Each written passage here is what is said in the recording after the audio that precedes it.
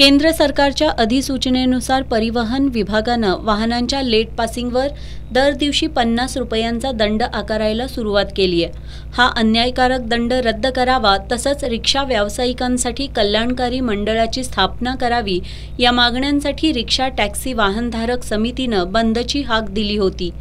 24 जून रात्री 11 वाजल्यापासून 25 जूनच्या सायंकाळी 5 पर्यंतच्या या बंदमध्ये इचलकरंजी शहरातील सर्वच रिक्षा संघटनांनी सहभाग घेत बंद यशस्वी केला।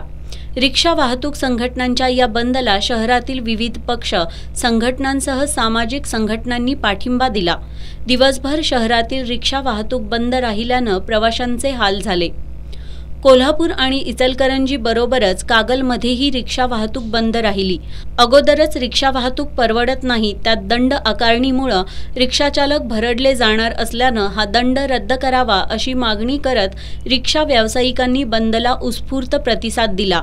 रिक्षा संघटनांच्या वतीनं तहसीलदार अमरदीप वाकडे आणि पोलीस निरीक्षक गजेंद्र लोहार यांना निवेदन देण्यात आलं। यावेळी आनंदराव पाटील, दत्तात्रय बंके, सुरेश कोरवी, सूर्यकांत पाटील, अनंत हावळ, संजय मगर, दिलीप पाटील, सतीश हिरुगडे, नितीन ठोंबरे आदींसह रिक्षाचालक उपस्थित होते।